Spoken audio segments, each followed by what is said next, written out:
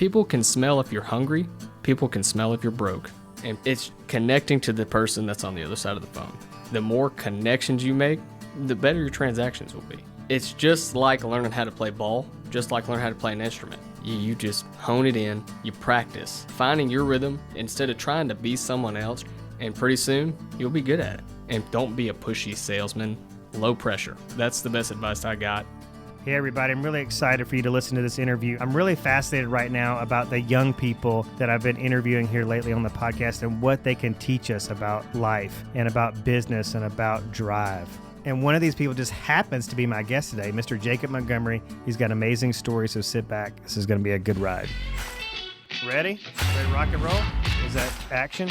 All right. Okay, that's right. All right. Absolutely. Go. Hello, everybody. It's Jason Will with Go. So this is a real estate podcast, but we talk about leadership, personal growth, and becoming the best version of yourself. Leadership, check 1, 2, check 1, 2. Growth, best version of yourself. Go. So this is a real estate podcast. Hey, welcome everybody. We're live in studio today, Deep Fried Studios in downtown Mobile, Alabama, and I'm joined today with Mr. Jacob Montgomery. Jacob, how are you doing? Good, how are you today? Good. You have a very amazing beard. Your beard game is very strong. Man, I was thinking about you whenever I saw you. Oh my gosh, I'm jealous. You're a new JPAR agent. Yes, sir, I am. Yeah, so you recently joined us from another brokerage, and I just wanted to, this is the first time we met in person, so I just want to take a moment to officially welcome you. Well, I appreciate it. I'm glad to be on the team, man. Yeah, I hope your onboarding and your transition has gone relatively smoothly. Oh yeah, it's been great. Well, awesome. So your team leader, Cynthia Hughes, did I get all that correct? Yes, sir. Okay, so just recently interviewed her, and she said, I was looking to fill this spot. You know, like Johnny, our producer, loves for us to stack these episodes and keep cranking out the content. And was having trouble, had a couple guests that couldn't make this time slot work. And Cynthia was like, oh my gosh, you got to interview Jacob. He's got an amazing story. And I was like, well, tell me about it. And so I've just gotten bits and pieces of it. So take a couple minutes and just let us know. I mean, you describe your story as a wild one. Tell us a little bit about it. I'm 23 years old, starting out. I graduated high school back in 2017, if that says much. Mm-hmm. So not too long ago. Went off into the Marine Corps 10 days after I graduated high school. Long story short, got hurt, had to get out, man. And I was like, what am I going to do? You know, my dad, he did 20 plus years. My grandfather did 20 plus years. My brothers are both in right now. So I moved to Huntsville, Alabama, took a private security job with a little bit of the infantry training that I'd had. And I was like, man, I really don't want to do this. So went to the Department of Corrections, and I worked at Loxley Work Release. I worked there for a year. And within that year, I met an inmate that said, I'm getting paid while I'm in prison. I said, what are you talking about? And he says that I got duplexes. And I say, okay, why don't you tell me a little bit about it? So I would take him to the back gate where I was at every day for 6 months. And he gave me a crash course on how to invest in real estate. So the first thing that I had to do was increase my income, is what he said. He said, you're not going to be able to do it here, man. So I was like, okay. And by the way, he wasn't in here for legal reasons. Dealing with real estate, he was in there for DUIs. So okay, just throwing it out there. Yeah. That's good. That was the question that was rolling through my mind. I could see it on your face, man. Like, what is he in for? So, cat's out the bag. Here we are. I'm putting in my 2 weeks notice. Lieutenant said, you'll be back in a year. That was 2 years ago. I went to the oil field, got some money saved up, started doing wholesale off market, sold a few properties doing that. COVID hit, and I was like, what am I going to do? You know, it's what's going to happen to this market? You know, so I went ahead and got my license. Kind of struggled in the beginning. Couldn't afford much. I couldn't afford to get my Baldwin Realtors certification, so I was fencing, driving DoorDash, hanging drywall. I was like, I got to do this. I want to do this. Finally, was able to pay that $1,500 or so. And it's been game on, man. Me and my wife, we also started a condo cleaning business, and now we've got some employees and closed on a deal, ball rolling, and here I am, man. Oh my gosh, it's fascinating. So let's back up just a second. So you're from a long line of career military servicemen in your family. Yeah. And that was your path. That was it. You thought that was going to be it. Yep. You got injured and had no other choice, but had to be discharged, right? And then found yourself at a crossroads of like, what do I do now? Have to find yourself. You're from Mississippi. How did you get into Alabama? How did you get here where we are right now? I used to run around with a bad crowd. Yeah. And I knew if I went home, I was going to end up going down that path. So I thought, if I go home, I'm going to be right back where I started. So I uprooted my life and moved to Alabama. Didn't know a soul when I moved to Huntsville. Didn't know a soul when I moved down here. And just kind of carved my way, man. Now I got a wife and 2 children, and life is good, man. Where's your wife from? She is from Century, Florida, actually, just right across the bay. Country girl. How'd y'all meet? Online dating, I put Really? it like that. Yeah. I say, I did all this, but I nothing really started working out until we really just, turned our life back around. We kind of met in the bad circumstances, and we dedicated our life to Christ. And from that point on, man, it's been an uphill ever since. Yeah. Well, you have, the discipline of the military. You've, worked for the Department of Corrections. I mean, you've seen people that are just so regimented, and you've seen what happens when they kind of fall from grace and wind themselves, behind bars. But it's interesting.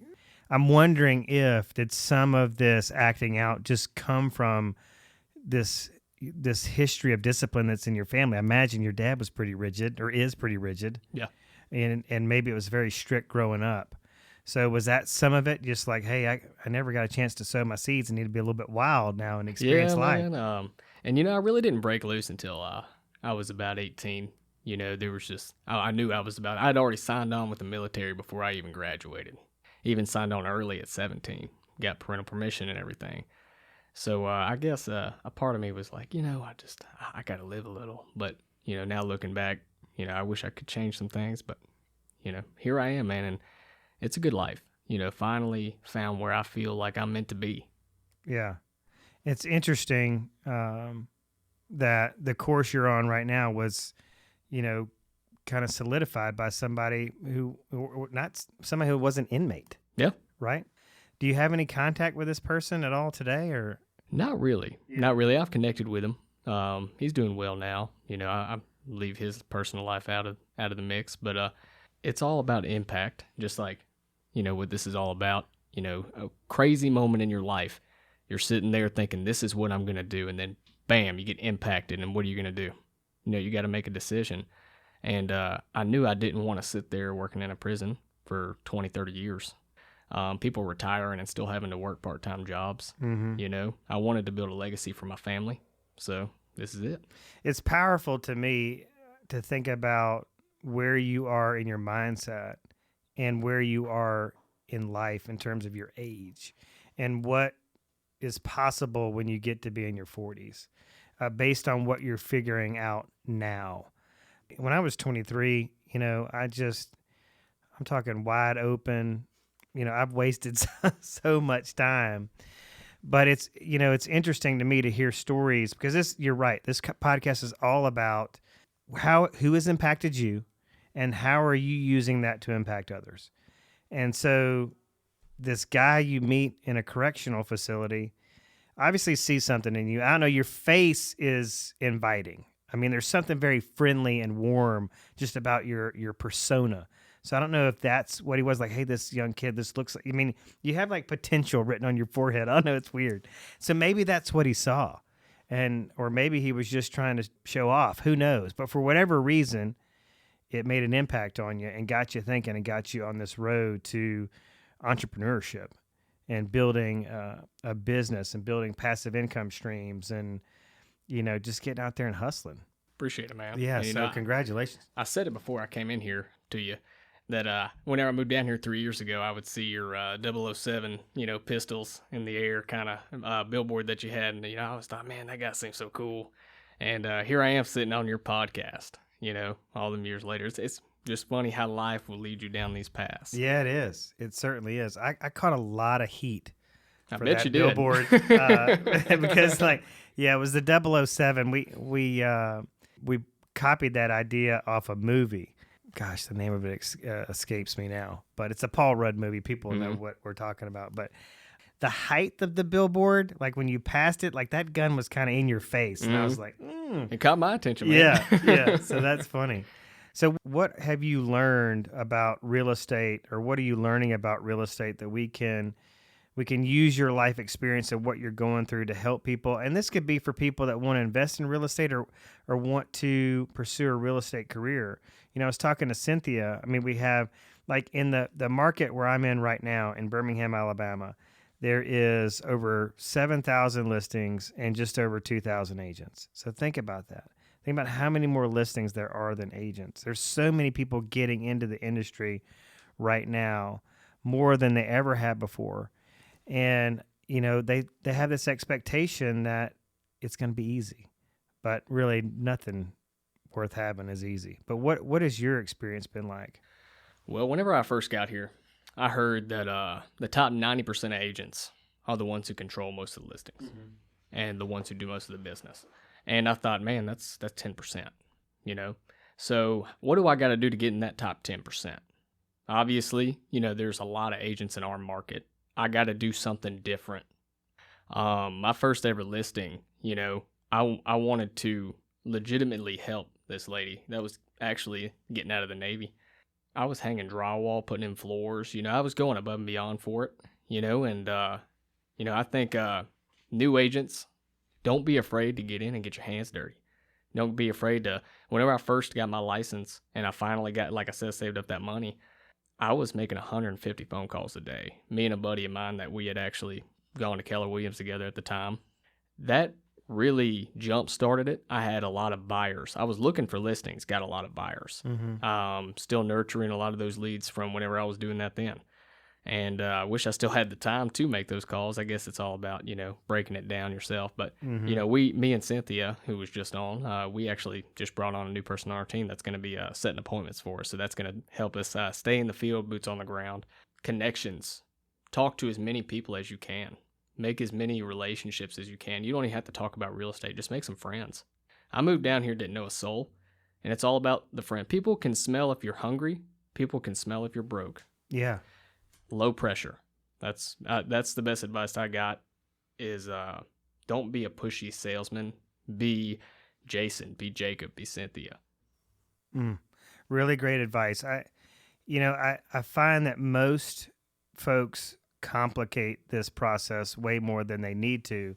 But I think what they need to understand is that not all, but most of the agents, the big mega agents on the beach where you guys are focused on, right? On the Alabama Gulf Coast. A lot of the super successful ones have lived here their whole life. Yes. You know, or they have a parent who, you know, has turned over their database to them. You know, they've spent their whole career nurturing their database and they're like, all right, here you go, son.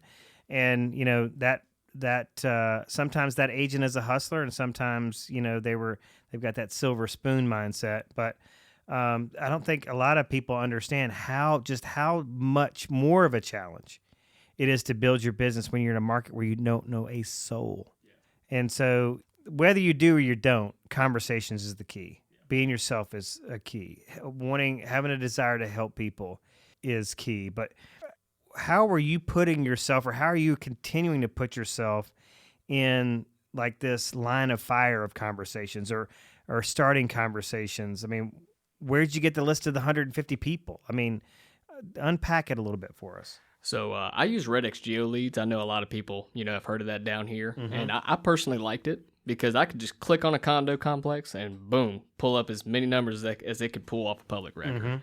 That's how I'd make those phone calls. A lot of the business that I've generated was just from face-to-face conversations. I go to a gym that's more of a mom-and-pop kind of gym down in Gulf Shores, Aces Better Bodies, and I love the gym, love the people, and I spent time networking with everybody in there. Everybody knows me as the real estate guy. So how does that happen? So it's not group fitness. This is an old school, like metal weights gym. Yep. So how do you start a conversation with people in the gym you don't know? Just start working in. Yeah. You know, at a gym, you just start working out with somebody. You know, you would be surprised the conversations you make after a couple times working out with somebody. So somebody may go, if they're in there working out by themselves, they may go hot. Yep. sit there and help them with the spot, you may ask them a question like, "Hey, where are you from?" Or you And know. I started this group chat. We call it Testosterone Bros. And and that's just, my way of, keeping in contact with everybody. Whenever the young guys, like me, try to start up their own landscaping businesses, I'll help them out, because I made our marketing for our cleaning business. I made our logo, so I'll help them make their logos and stuff like that. Just provide value in any way possible to somebody. Work a lot for free, and it'll pay off. I love that. That's a great one-liner. All right, so you get on these, you pull up this condo list, you start making dials. What do you say? What's your opening line? How does the conversation go? Oh man, start off with saying their first name, just like I know them. Introduce myself and go into, hey, there was a property that sold in your complex, and I was just wondering if there's anything I could do to help you. The classic. I'm sure you've heard that line before, and it usually, you would be surprised how many conversations we get started just from talking about the weather that day. Just from talking about the weather. Say, oh man, it's kind of cruddy out. Are you out on the beach today right now? Are y'all down here right now? And I saw that, me being from out of this area, a lot of the people that I would have the best conversations with were the people that were from out of town, didn't know anybody else down here either. Yeah. So most of my people that I work with didn't know anybody down here like I didn't. I was down on the beach just last Tuesday, trying to get some stingray, and because I do some spearfishing, and a guy saw me coming up off the beach, loading up all my wetsuit and everything in the car, and he's like, "Can you teach me about all this? Tell me a little bit about what you're doing?" And we get into a conversation. Next thing you know, I drop in. I'm a realtor. He wants a condo, and I give him my business card, and I didn't hear anything from him for about a week, and I let him call me. I know that's different than the regular cold call. It's about planting seeds too. Yeah. And he just called me this week, and I showed him properties just yesterday, and we're looking for him right now. Well, I saw that picture of the stingray, and this is a potential bunny trail moment, but I didn't even know stingrays were edible. I didn't know. Oh yeah.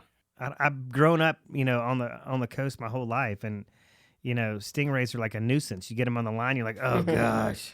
Oh yeah, to me, yeah, it's like the steak of the sea. Really? Yeah, and I honestly, you can grill them, you can fry them. Egg wash, Panko's breadcrumbs, Tony's, boom, fry it. I fried it. That one stingray fed 8 people. Holy cow! Yeah, yeah, and I was wondering the same thing, because you always have like these. I don't. It's not probably not fair to call them trolls, but the people are like, "Oh yeah, but you better eat that. You killed it. You better eat that." And I was kind of thinking the same thing, like. Is he gonna eat that? Not from a judgmental standpoint, but just a curiosity standpoint. Like, why does he have that? And then when you were like, "Yeah, man, I'm gonna fillet this thing out," I'm like, "What? That's crazy." Hey, so do you wear a name tag? I do not. You do not. I have not gotten one yet. Okay. Well, yeah, it's too new. I guess so. It's important for agents to hear these very common staples of success, so that they can emulate what we're doing and really get over the mental block that just this tendency that most agents have overcomplicating this process. But when you get your name tag, wear that dang thing everywhere. I tell people if they're going to the gym, get a t-shirt that says, want to buy a house? Want to buy a condo?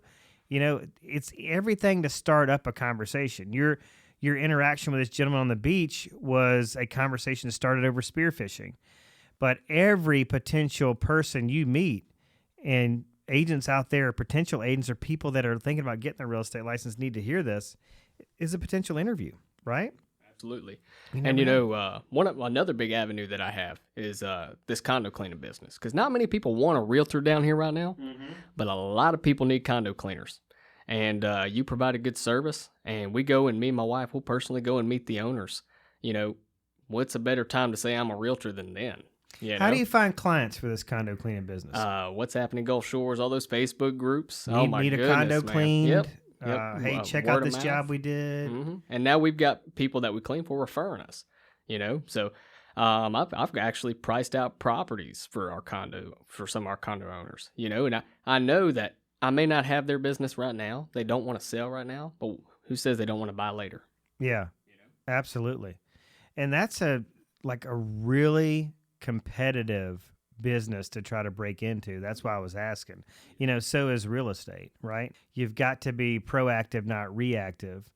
But I can't tell you how many bad cleaning jobs I've seen, where you walk in, you can rub your fingers across the tile floor and there's just a mound of sand, and it's not a thorough process. So I would imagine if you're delivering a high level of customer service, you're going to get clients. Oh, yes, absolutely. We've got a lot of good referrals from, I kind of take the military approach to the cleanliness. Me and my wife, we started it together. We kind of started out, we had 4 that we were just cleaning together for a little side money while I was trying to get real estate just up and going. Mm-hmm. And now, it's pretty much self-operating. We're very blessed. What I am interested in kind of talking about next is, and we talk about this, I don't know, you said that you were, in preparation for this podcast, listening to some prior episodes, and there is a lot of Christian-oriented conversations that happen on this podcast. Absolutely. I liked it. Yeah. So I'm always fascinated to hear people's testimonies and how this all came about. Just a side note, most of the successful real estate agents I know that are Christians get about 20% of their business from the church, and just being affiliated with the church and being active, not affiliated, active, and not going to the church as a referral source or a pond they're fishing in, but one that they're going to be really involved in. And when, it's just the authenticity factor. When you're there for the right reasons, you're in a occupation for the right reasons, or you're truly there to serve, you're going to see the benefits. God will provide. God will always provide. I love what you said about, working for free. Do a lot of things for free and the money will come. But was there somebody that introduced you or encouraged you to pursue this walk or to get saved, or what happened with that? Well, I was a Christian growing up. I was raised in a very conservative home, and I was adopted at the age of 6. My mother passed away that adopted me whenever I was 13. She died in hospice in our home right in front of us, had cancer, just too late, couldn't help her, And as a 13-year-old, that really just made me think, why would God do that to me? Why? And my dad looked at me and he said, you got to think about the story of Job. He lost everything and gained tenfold. Well, I was ignorant. And I stopped believing in God up until I was on and off, up until my son.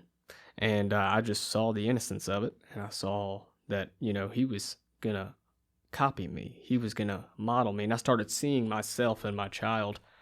And I thought, if I don't do something, this boy is going to grow up and not be the man that he's meant to be. And it's going to be my fault. Then one day, I started praying, started reading the Bible, started fasting. I fasted for 2 weeks. My life was changed, man. I really, really accepted Jesus. For the first time, I can honestly say, in a long time. It was funny, life was really rough up until that point. We have not had a worry in the world. Me and my wife completely changed, and, now my son, he's 3.5 years old. He's song leading at church. Wow. He's saying his own prayers at night. He won't go to bed unless I sing him I Fly Away or Amazing Grace or something. It's, just seeing God moving in my life, not only in a business standpoint, but in my family. To me, that's bigger than any deal, any transaction. I wonder if anybody is following you on social media back home. You mentioned these people, back in your hometown that are still lost.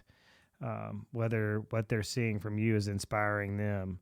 I just sold a home to a young couple who they're from the Enterprise, Eufaula area around Dothan, and they moved to Birmingham because of similar circumstances. Most of the kids they grew up with are hooked on something, or all they're living for the weekend. The typical thing, and they actually got some grief from these people, kind of sellouts when they bought their first house, but, getting out of that environment and removing themselves from people that don't share the same goals and things like that was really important to them.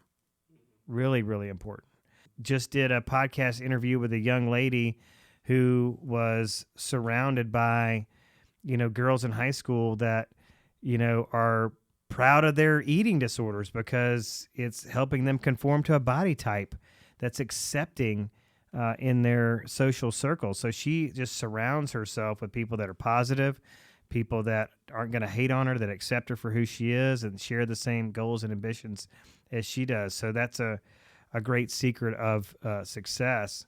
Cynthia and I were talking about a lot of real estate agents that make excuses for their lack of production. And so I think this is a good teachable moment for them. Like, surround yourself with the real estate agents that aren't making the excuses, that are just focused on doing whatever it takes. Are you going to be one of those wit agents, or are you just going to be one that makes a lot of excuses? From your military background, are you very routined and regimented, or is your day kind of just go unfold how it's going to unfold? Or, do you have certain times of the day where you're doing certain activities? I typically like to wake up. It used to be 4 a.m. Thank God, not anymore. I typically wake up about 6 a.m. every morning, cook breakfast, do my morning reading, step outside, sometimes smoke a cigar. Yeah, I know.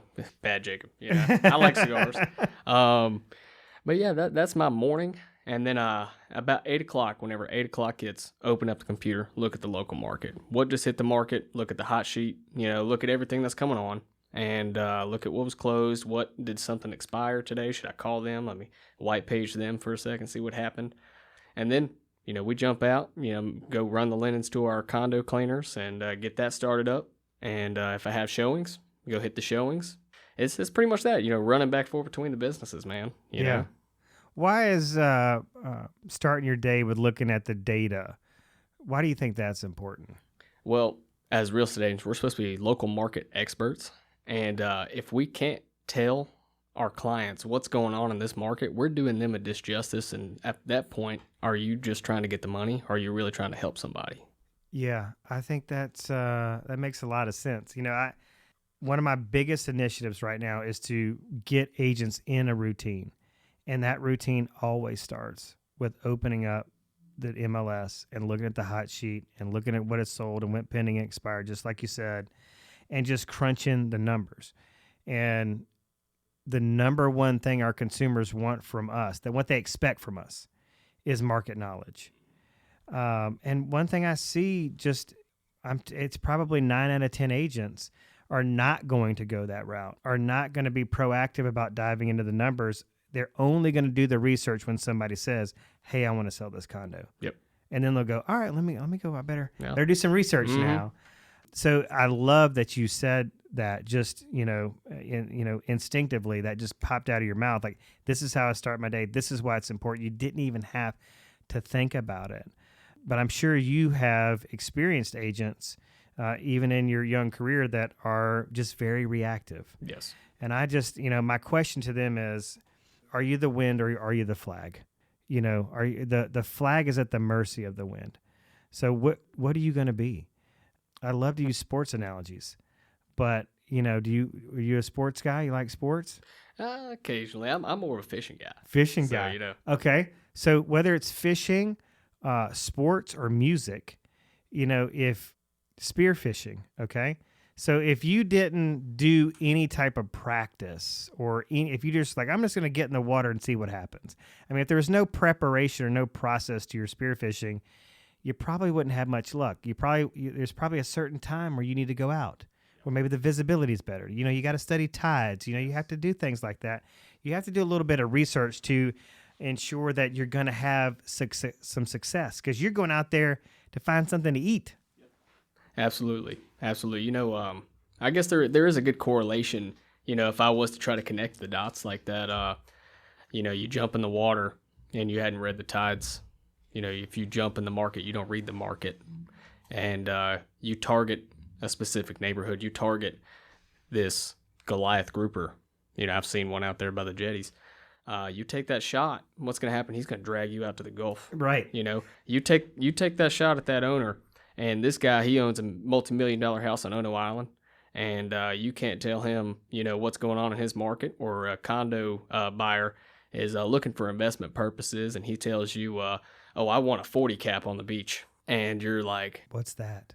Oh no! You can't even tell him what what the average cap rate is down here, and then you start looking for them till I got you. Yeah, I got you. What's that big fish gonna do? He's gonna drag you out to the Gulf, man.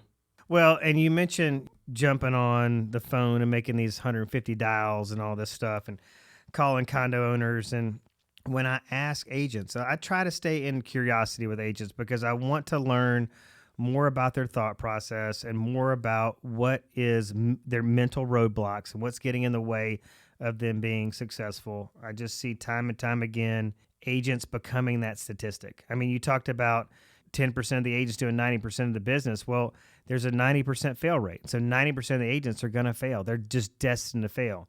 I think there's a portion of those that we can save that are really good agents that went through, paying that, not only that $1,500, but that 60-hour course and all the sacrifice to get the license, and just to go, gosh, this is harder than I thought. I thought it would be easier, and they get out. But part of the reason, and there's a word that I hear or a phrase that I hear really, really often, and that is that they have a lack of confidence. And a way to gain confidence is to study the numbers. You're paying for that MLS, you might as well open it up and see what's in there.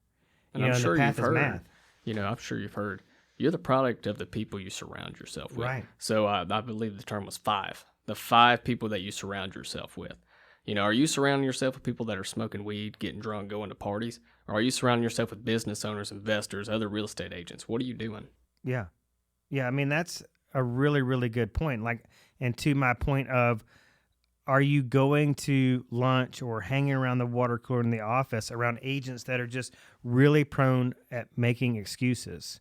And because, being around people that are openly discussing their fears, and there's just a comfort in that. Oh, these people are scared too, let me hang out with them, because people are shying away from challenges and accountability, and that's really what it's going to take to kind of get there.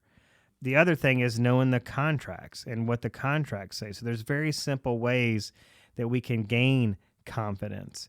If you're wearing that name tag and you're in the grocery store and somebody says, hey, what's the best deal on a 2-2 on the Gulf?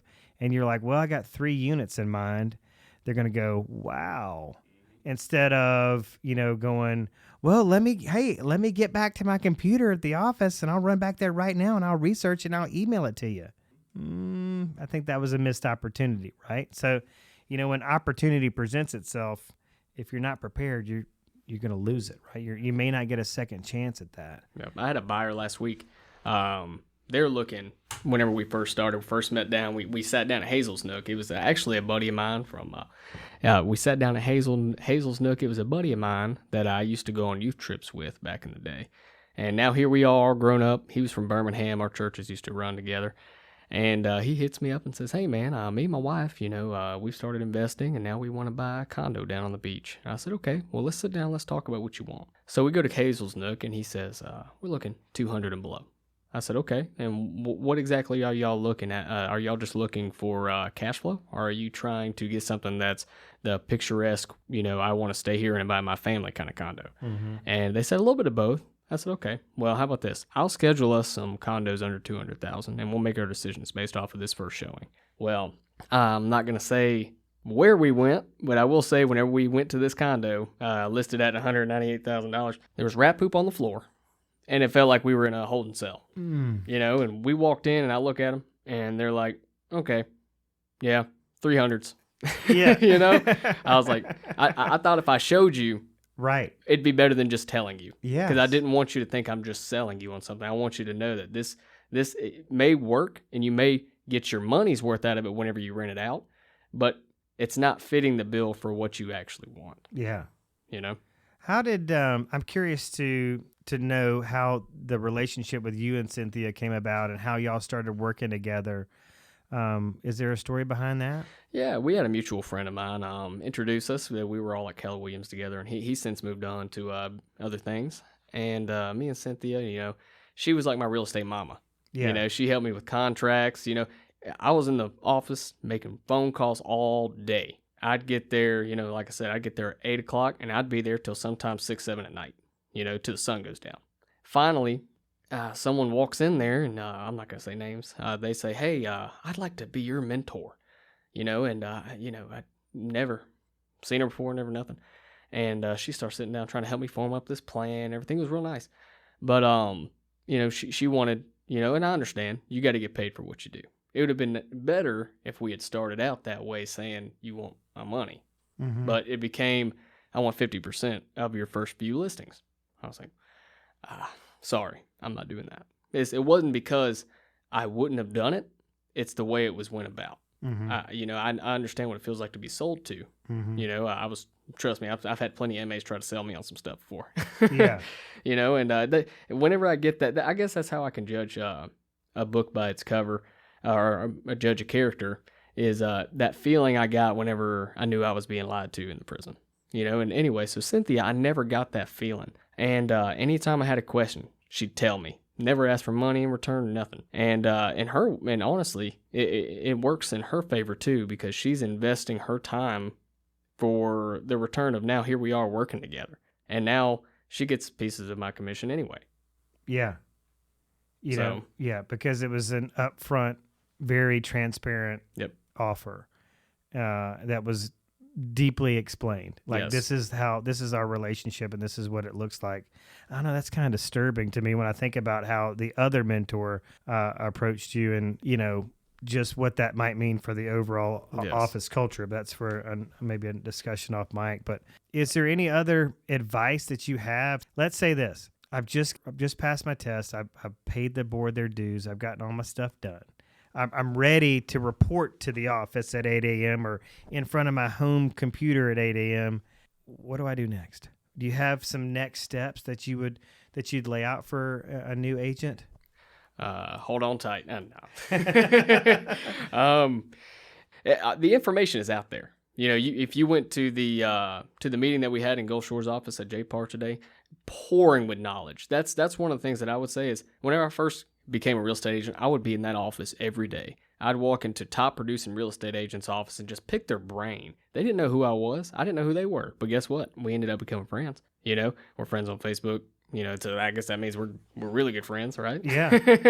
No, I mean, I can tell you, the most successful agents that I have seen right out of real estate school, they ask a ton of questions. It's just something so simple. And they'll say, hey, I'm sorry, I'm new, I may be getting on your nerves. Sorry if I'm asking too many questions. But it's the quiet ones I got to worry about. Yeah. The ones that don't want to reveal that they're lost or that they don't know everything. Those are the ones I'm really concerned about. And I'll tell people, listen, I get it. The next 60 or 90 days, you're going to be a pain in my butt. Mm-hmm. You're going to be like a 2-year-old asking me a bunch of questions. But that's how I know you're going to succeed. If you're quiet, you don't want to bother me or bother other people, it's going to be a problem. My first open house was a $727,000 listing at San Carlos. Wow. And I didn't have a sign. I didn't have the money to get the sign, man. I was like, what am I going to do? What am I going to do? And, sure enough, there was an agent in the office. He had signs. And he goes, hey, man. I went around and said, hey, dude, can I use your sign? Asking people. And he was like, yeah, man. Yeah, you can use my sign. And if that initial friendship hadn't been built, what person would just let you take this nice custom, sign with you, in your car, not knowing if you're going to come back with it or not. Right. It's about the relationships, not just relationships with people that are going to do transactions with you, but relationships with people that are in the business with you. The buyer's agent on my first ever deal, me and him are still friends. We talk, and it's funny, we had actually done a deal outside of, being agents together. I had sold him an investment property. And, we just reconnected through selling the same property whenever we ended up being agents. But, it's just about continuing relationships. It doesn't matter who it is. Give them a text, give them a call. Hey, how you doing today? Just checking in on you, Yeah. I was talking to an agent, this has been a couple years ago, but he would, every day, he had a habit of opening up his phone, going to the contact list on his phone and just swiping. And then whoever it landed on, he would just spark up a text conversation. Hey, man, I hope you have a great day. And that would just lead to things. It would, because he wasn't a big cold caller. He's never going to be the agent that goes in the office and makes 150 dials. He knows that about himself. But he also knows that, this is a relationship business. And so he does a lot of networking events. That's his prospecting. a lot of that follow-up he does through text. Hey, man, what's going on? Hey, we got this event going on. You want to come to this meetup with me? That kind of thing. So it's maybe it's recognizing what your strengths and your weaknesses are and really going after those, double down on those strengths. And you see, I wasn't naturally a social butterfly. First time I ever had to make cold calls, I was calling off-market investors for investment properties. And the person I was working for required us to make 100 phone calls a day. It was a requirement, and you had to sell 2 properties a week. Man, I tell you what, that was stressful. Was that a wholesale thing or what? Yeah, okay. But yeah, it was wholesale. And, I would make a phone call. My first ever phone calls, I even had a guy say, have you ever done this before? It was within the first 10 calls, and I'm like, no, sir. I'll tell you, you will get hammered whenever you get started. Yeah. But it's just like learning how to play ball, just like learning how to play an instrument. You just hone it in, you practice, and pretty soon you'll be good at it. Finding your rhythm instead of trying to be someone else, trying to be Jordan Belfort, trying to be all these other guys, trying to be Jason Will. Be you. You can take lessons from those people. Like I've read The Way of the Wolf by Jordan Belfort, and I took little things from it. But at the end of the day, I've listened to Ricky Carruth, and that's where I got the idea of RedXGeo leads. But at the end of the day, you have to be you, or people will see straight through it. Yeah. I'm sure you've gotten a call from people from these marketing companies that, sell things to real estate agents. Of course. And what do they sound like whenever they get on the phone? Hi, how you doing, Jason, man? I just want to let you know real quick about this. Just gets right. It doesn't even care about you. Yeah. It's all about connecting to the person that's on the other side of the phone. And I promise you, the more connections you make, the better your transactions will be. Yeah. And the connection's not going to be fostered by going straight to transactional questions. Absolutely. I mean, you gotta nurture. Yeah. So you're asking them like, hey, like you mentioned, like talking about the weather, and then that maybe leads to, hey, where are you at right now? Where's the weather? Oh, I'm in Delaware. Okay, what's the weather like there? And then, what do you do in Delaware? Are you from there? It just starts kind of evolving from there, right? And absolutely, and there would be times where, I knew that this person wasn't going to do something right now, but I'd ask him, do you know what your home is worth in this market? I just started asking these people this question, and it really worked. I said, do you know what your home is worth in this market right now? I really don't. And I said, how about this? I can go up to your condo at Phoenix West too. I can go to your house on Ono, and I can just go take a look at it, run a comparable for you, and just show you what it'd be worth if we were to put it on the market right now. And they were like, oh, really? Yeah, I'll do that for you. I don't have anything else to do, So that's what I do. I go up to their condo. I go to their house on Ono Island, and I go look at it, and get this. That's Facebook story time, Instagram story time. Mm-hmm. Boom. You just got content, even, talking to other agents that have listings, say, hey, can I go do a walkthrough video of your property? Just walkthrough video, and I'll put it up on, is that okay? Sure. Great. That's marketing, free marketing. Why not? Go in there. I got this stabilizer, JDI stabilizer for my phone. Didn't even have a, GoPro or anything. Just did a walkthrough video, edited it up a little bit, put it up. Yeah. And have you gotten leads from that? Or have people reached out to you from content? Is it a conversation starter? What does it do for you? It's conversation starters. So, if people see you, because, do Facebook ads, that's something I do. Even though I haven't gotten anything from it yet, I'm still new. Yeah. People will go to your profile, and what are they going to look for? The number of likes you have? They're going to look and see, is this guy doing something? Because if all you have is a whole bunch of pictures of you doing this, putting your thumbs up, then what does that tell them? You're not doing anything. Yeah, I can't. That's one of my pet peeves. I can't stand the posts where it's like, hey, if you know somebody that wants to buy or sell, call me. Absolutely. Is it a good time to sell? Call me and find out. It's just that they need to see you active. They need to see, like, I encourage agents to take pictures of themselves in front of their computer, and I would encourage you to do that. Maybe you're doing it already, but taking a picture of yourself and going in front of your laptop, looking at the hot sheet, going, this is a daily discipline. Because I understand the number one thing consumers expect from an agent they seek to hire is one that knows the market. I like that. And just showcasing your process. This is how I work. This is what I do. This is how I prepare. And that is going to be so far against the grain of what is normal or what a normal agent's doing, sitting behind a computer or waiting for their phone to call, waiting to get an email or a text message. This is a very primal industry where you don't kill, you don't eat. And so you got to go out there and get it. And social media, Facebook, whatever your favorite platform is, it's such a gift because it does create, like what you're saying, that digital resume, that showcase of your work ethic and how you're actually conducting yourselves. All right, so the last talking point, we're running out of time here, but I wanted to talk about your move to JPAR. How has it been? I know, Cynthia encouraged you to come over, right? And so you probably would have stayed where you were if it wasn't for her. But are you glad you made the move? Well, how's it been? I'm glad I made the move. I was considering making a move anyway. I just didn't know in which direction. Then Cynthia came over here, and, she was my number one, my real estate mama, like I said before, So I said, you know what? Shoot me over some info on JPAR and I'll check it out. And she sent me over the info, and I started going through your Instagram, seeing what Jason Will's all about, Right. And I just really like the culture. It's less about I'm pretty, and it's more about let's get some deals done and let's do this. 'Cause that's me. I'm head first. Let's do it. And that's what I like about JPAR. I love that. I mean, Cynthia was talking a lot about agent image and just really being who you are, and you've really reinforced a lot of that stuff, and it's resonating a lot. It's given me a lot of positive feedback about what we're trying to build. But it's hopefully you experience that today in the training of this culture of collaboration, productivity, having each other's back. One of the things that I just despise is agents that aren't willing to share. There is a really successful agent here in Mobile. We've reached out to him a number of times saying, hey, come teach, come pay it forward. Oh, I don't give away my secrets.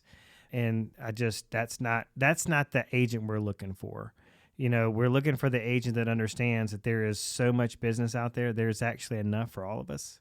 And the more we collaborate, the other thing, like nobody succeeds alone. I mean, we wouldn't be here talking. We're not sitting here talking right now because of something you did. It's something somebody else did, some other impact somebody made on you. A guy that had too many DUIs, a seed that he planted has set you on this road to get you here. And I just encourage people not to forget that they're not sitting where they are. Their current station in life, if it's one of success, they didn't get there by themselves, right? And so I'm really happy that, you and Cynthia connected. And that obviously she came to JPAR and that you came with her. And it's going to be really exciting to see what you guys could do together. Because like I said, I mean, you got potential written on your forehead.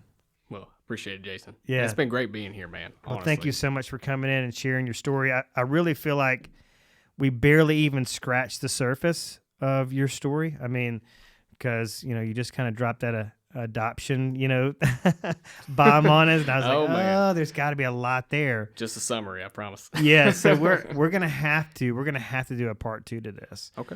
Once you reach a milestone in your business, we'll come back. We'll talk about that as the team grows. Just kind of see where this relationship goes. I love team building. I believe in teams. It's one of my biggest initiatives. I try to instill that into agents. I mean, you mentioned Ricky Caruth, a great guy who gives out a great deal of information. He tried to get me too. Well, he and I don't see eye to eye on teams, but the argument I try to make to him is that he has a team. He has a licensed assistant, and his dad's in the mix somewhere, but he likes to say that he's this big, successful single agent, and he doesn't believe in teams. But nobody succeeds alone. And whether you've got a virtual assistant or your wife who's helping you in the background with paperwork, that's a team. Bless her heart. Yes. Yeah. We're all where we are. Most of us where we are. If we're men, we're there because there's a powerful woman in our corner. Hey, Jacob Montgomery, how can people contact you if they want to buy a beach condo or sell a beach house? Jason Will, you can find me at 601-596-2701 on Facebook. I'm Jacob Montgomery, Realtor JPAR Coast and County. Email jmgulfcoastrealtor@gmail.com. Well, thank you so much. I know you drove from the beach just like Cynthia did, so thank you for taking all the time out of your day to get here, get all the way to the studio in Mobile, Alabama. And you guys out there, if you have a real estate investment need, or if you have a condo that needs cleaning and you want somebody that's going to bust their butt to do the best job they can, you need to call Jacob Montgomery. Thank you, man. Thank you. Appreciate it. Thanks for listening to the Impact Agent Podcast. If you liked the show and got something out of it, please like the Impact Agent Podcast on Facebook and rate and review the show on iTunes or anywhere you listen to podcasts. This really helps us grow the show and helps other agents find it. Please share it with your friends and coworkers as well. Please let us know what you think about the show, what you like, what you don't. We'll possibly make a suggestion about a topic you want to hear. Leave us a message on Facebook at Impact Agent Podcast. The Impact Agent Podcast is sponsored by JPAR Coastal County. We are a real estate company that specializes in real estate in Alabama, Mississippi, and the Florida Panhandle. You can find us online at jparcoastalcounty.com. This podcast is produced by Johnny Gwynn at Deep Fried Studios in Mobile, Alabama. Until next week, everybody be productive, safe, and happy, and always keep learning.